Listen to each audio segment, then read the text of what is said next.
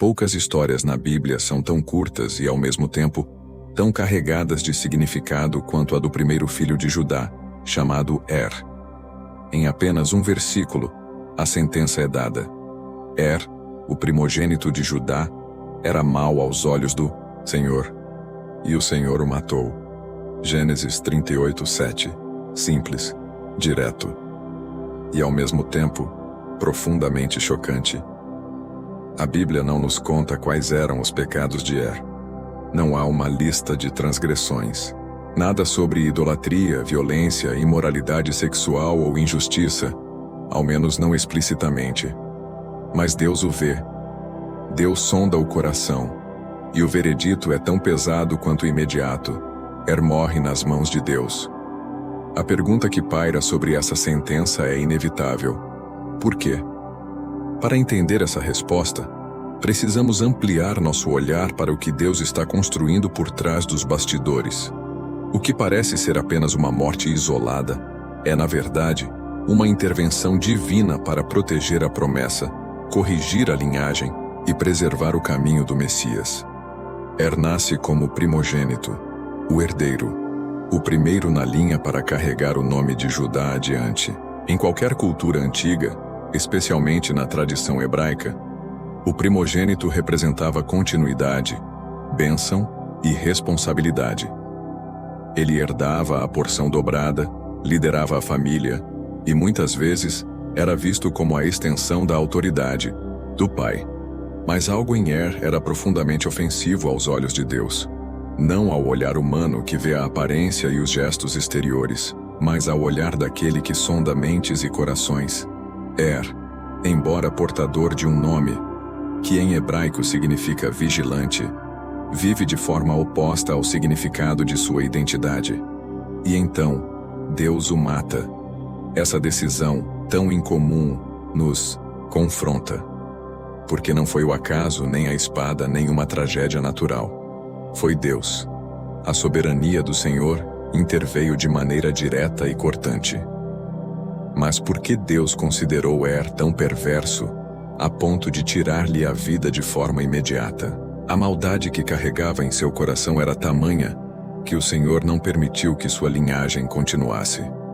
Há um padrão aqui. Quando um homem, chamado para um propósito santo, rejeita os caminhos do Senhor, o juízo vem com severidade. Isso ecoa o princípio bíblico de que, a quem muito é dado, muito será cobrado. E aqui começa uma revelação profunda. Quando Deus remove alguém, Ele não está apenas julgando o indivíduo. Ele está também realinhando um destino, protegendo uma linhagem e, no caso de Er, limpando o caminho para uma história muito maior do que ele jamais poderia imaginar. Judá não é apenas um dos 12 filhos de Jacó. Ele é o homem sobre quem repousará a bênção régia. É a partir dele que virá o cetro, conforme profetizado por Jacó no leito de morte. O cetro não se arredará de Judá, nem o legislador de entre seus pés, até que venha Siló. Gênesis 49:10. Siló, um dos nomes proféticos para o Messias. Isso significa que a linhagem real, e futuramente messiânica, precisa ser cuidadosamente protegida. Qualquer distorção, contaminação ou ruptura nesse legado poderia comprometer o plano eterno de salvação. A morte de Er não foi apenas um julgamento, foi uma poda para a frutificação, uma disciplina com propósito redentor. Com a morte de Er, surge a primeira peça do quebra-cabeça divino, Tamar. Ela era esposa de Er, uma mulher cananeia, provavelmente vista como estrangeira, mas que agora está inserida na narrativa de Israel. Pela lei do levirato, costume já praticado mesmo antes da lei mosaica, o irmão do falecido deveria casar-se com a viúva para gerar descendência em nome do irmão morto. Então entra em cena Onã, o segundo filho. Mas ele se recusa a cumprir o dever. Ele se deita com Tamar, mas derramava no chão para que a descendência não fosse gerada. Ele queria o prazer do ato sem o peso da responsabilidade. Ele queria preservar sua posição, talvez pensando na herança, sem honrar o chamado. E mais uma vez Deus intervém.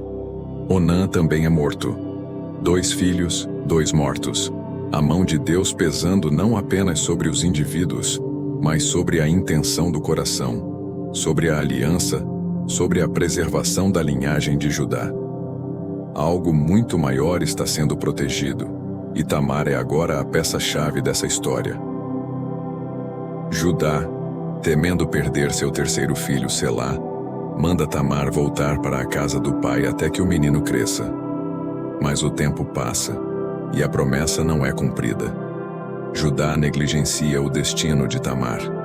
Ele pensa que a perda está vindo de fora, quando, na verdade, é o próprio Deus que está operando um plano superior. Tamar percebe a injustiça, e aqui ocorre um dos atos mais ousados e simbólicos de toda a Bíblia. Ela se disfarça de prostituta cultual, algo profundamente escandaloso para a mentalidade judaica, e engana o próprio Judá, fazendo com que ele cumpra, ainda que inconscientemente, a responsabilidade de gerar descendência em nome de Er. Tamar cobre-se com um véu e posiciona-se no caminho por onde Judá passaria. Judá, sem reconhecer a própria nora, se deita com ela. O que acontece a seguir é, para muitos, uma das passagens mais estranhas da Bíblia. Tamar atrai Judá, seu sogro, para um encontro íntimo. Ela exige um penhor, o selo, o cordão e o cajado. Símbolos de identidade, autoridade e liderança. Ela engravida de Judá sem que ele soubesse. Esse momento é carregado de ironia divina. Judá, que tentou esconder Tamar e apagar sua importância, agora entrega a ela os próprios símbolos de sua casa e linhagem.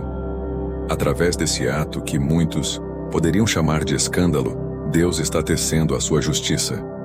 Judá é confrontado não apenas com o erro, mas com a verdade. Quando Judá descobre que Tamar está grávida fora do casamento, quer que ela seja punida com a morte. Mas ela então revela os pertences que ele mesmo lhe deu como garantia: o selo, o cordão, o cajado. E Judá cai em si. A vergonha é exposta. O pecado oculto se revela. E ele declara: ela é mais justa do que eu. Essa declaração é um divisor de águas. Porque pela primeira vez Judá confronta sua hipocrisia. Pela primeira vez ele reconhece a justiça de alguém que ele desprezou. E Deus honra Tamar. Tamar não foi guiada por luxúria, mas por justiça. Ela entendeu, talvez mais do que o próprio Judá, que havia uma responsabilidade espiritual a ser cumprida, e é nesse ponto que o plano de Deus floresce de forma inesperada. Do ventre de Tamar nascem gêmeos, Pérez e Zerá. No momento do parto, Zerá estende a mão e a parteira amarra um fio vermelho. Mas ele recua, e quem nasce primeiro é Pérez. Nome que significa ruptura ou brecha.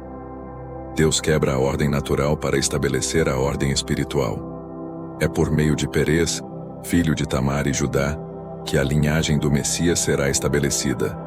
Davi, o rei segundo o coração de Deus, é descendente direto de Pérez. E séculos depois, no primeiro capítulo do Evangelho de Mateus, encontramos este nome novamente. Judá gerou de Tamar a Pérez e a Zerá. Pérez gerou a Esrom. E assim segue até chegar a José, marido de Maria, da qual nasceu Jesus, chamado o Cristo. A história que começou com a morte de Er termina com o nascimento de Jesus. Um ciclo que passa pela dor, pela ruptura, pela vergonha e pela redenção. Uma narrativa que mostra que os planos de Deus não podem ser frustrados, mesmo quando ele precisa remover alguém do caminho. A morte de Er nos lembra que há momentos em que Deus corta pela raiz aquilo que ameaça o destino. Pode ser um relacionamento, uma aliança, uma mentalidade, ou até uma posição de liderança. Quando Deus remove, Ele o faz com intenção. Às vezes, o que parece perda é proteção. O que parece tragédia é preparação. Representa tudo o que é estéril, infrutífero, injusto. Sua morte nos mostra que Deus não tolera uma linhagem impura quando está para nascer uma promessa pura. Ele age com zelo. Ele sonda o coração e ele prepara o caminho. Tamar, por outro lado, representa a persistência, a sabedoria e a coragem de quem reconhece o valor de um propósito espiritual. Mesmo sendo uma mulher estrangeira, injustiçada e esquecida, ela se torna um dos poucos nomes femininos citados na genealogia de Cristo, porque Deus vê o coração e honra os que honram a sua aliança.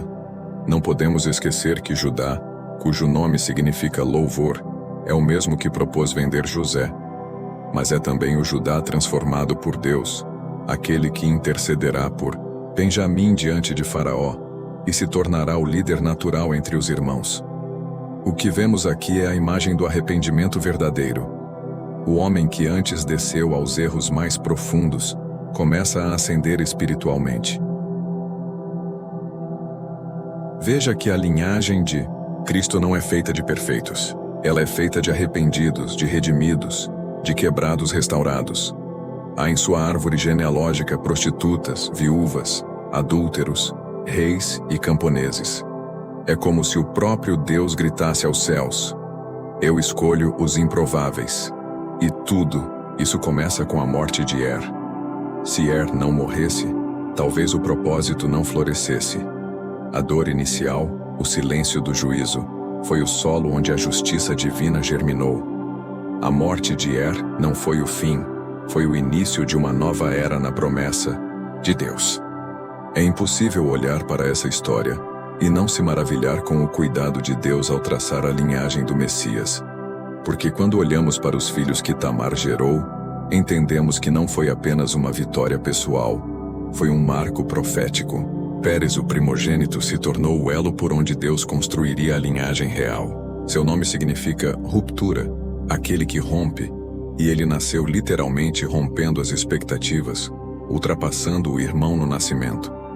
Esse nome já carrega um presságio espiritual, de que o plano de Deus rompe barreiras, tradições, culturas e até pecados para se cumprir. A genealogia de Jesus listada em Mateus 1 poderia muito bem ter omitido os escândalos, mas não. Deus não se envergonha das rachaduras por onde passa sua glória. Tamar é a primeira das 5 mulheres citadas na genealogia do Salvador. Isso, por si só, já é chocante para a cultura judaica antiga, onde genealogias raramente incluíam mulheres. Mas aqui está Tamar. Uma mulher considerada impura por muitos, mas considerada justa por Deus. Isso nos mostra que o critério divino não é a aparência, mas o coração rendido. Essa história nos desafia. Quantas vezes nos vemos como Judá, afastados da promessa, tomando decisões erradas, culpando outros por nossos próprios desvios? Quantas vezes deixamos de cumprir o propósito para o qual fomos chamados? E quantas vezes, como Tamar, nos sentimos esquecidos, rejeitados, injustiçados? Mas há esperança, porque o Deus que julgou Er com justiça também é o Deus que restaurou Judá. O Deus que remove o que não frutifica é o mesmo que planta uma nova semente de vida, mesmo em meio à vergonha. O Deus que parece ausente na dor é o mesmo que escreve as maiores histórias de redenção no meio da humilhação. Hoje talvez você se sinta como Er, perdido, sem propósito, envolto em pecado. Ou talvez como Judá, desviado, confuso, tentando consertar as coisas com suas próprias mãos. Ou talvez como Tamar, invisível, injustiçada, esperando justiça. Mas Deus vê, Deus age, Deus redime, e Deus ainda escreve novas histórias. Então eu te pergunto, você vai permitir que Deus transforme os seus Ers, os capítulos mortos e enterrados da sua vida, em nova vida? Você vai deixar que Ele retire o que é infrutífero para plantar algo eterno? Agora que você conhece essa história profunda, compartilhe com alguém. Curta, comente, se inscreva e ative as notificações, porque juntos estamos desvendando as camadas ocultas da Palavra de Deus. E deixe nos comentários o que Deus já removeu da sua vida para redimir o seu futuro. Vamos refletir juntos, porque talvez o que morreu salvou a linhagem do rei.